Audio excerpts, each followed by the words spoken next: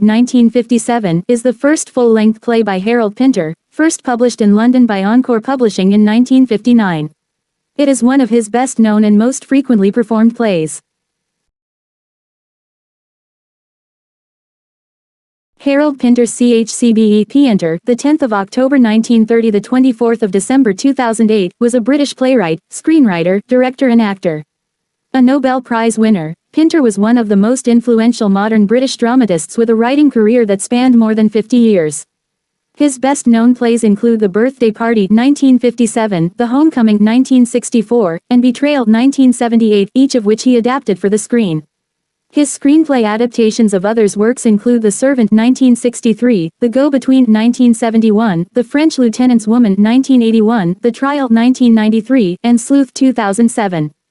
He also directed or acted in radio, stage, television and film productions of his own and others' works. In the setting of a rundown seaside boarding house, a little birthday party is turned into a nightmare when two sinister strangers arrive unexpectedly. The play has been classified as a comedy of menace, characterized by Pinteresque elements such as ambiguous identity, confusions of time and place, and dark political symbolism. Pinter began writing The Birthday Party in the summer of 1957 while touring in Doctor in the House. He later said, "I remember writing the big interrogation scene in a dressing room in Leicester." Characters: Petty, a man in his 60s. Meg, a woman in her 60s. Stanley, a man in his late 30s. Lulu, a girl in her early 20s. Goldberg, a man in his 50s. McCann, a man of 30. Summary. The Birthday Party is about Stanley Weber, an erstwhile piano player who lives in a rundown boarding house run by Meg and Petty Bowles, in an English seaside town, probably on the south coast, not too far from London. Two sinister strangers, Goldberg and McCann, arrive looking for him, supposedly on his birthday, and turn his apparently innocuous birthday party organized by Meg into a nightmare.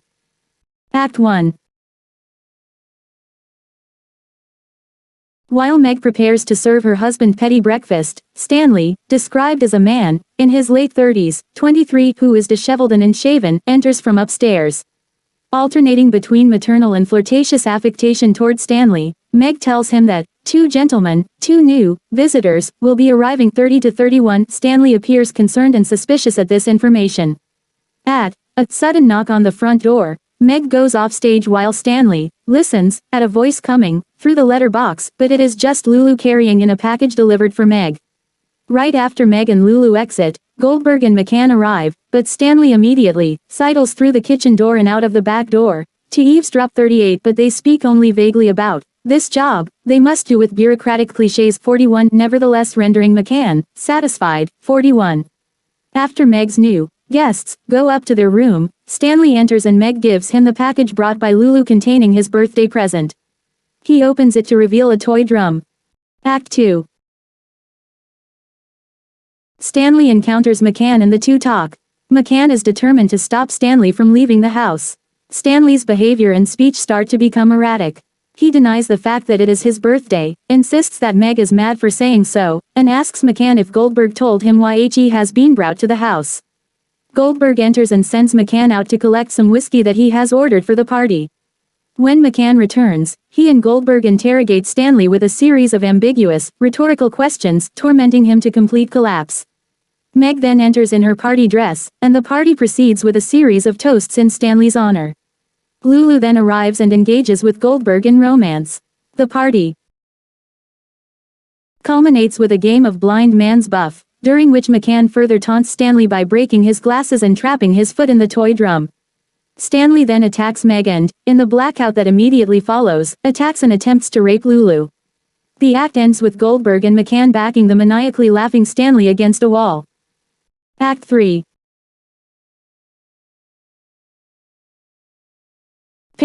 Paralleling the first scene of the play, Petty is having breakfast, and Meg asks him innocuous questions, with important differences revealing the aftermath of the party. After Meg leaves to do some shopping, Petty begins to express concern to Goldberg about Stanley's condition and Goldberg's intention to take him to an unseen character called Monty.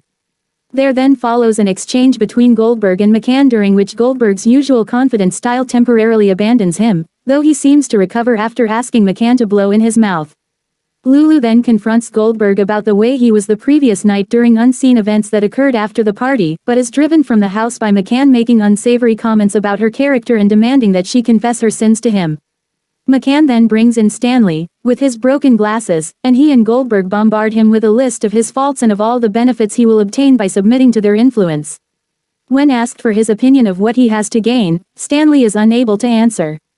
They begin to lead him out of the house toward the car waiting to take him to Monty. Petty confronts them one last time but passively backs down as they take Stanley away, broken, calling out, "Stan, don't let them tell you what to do."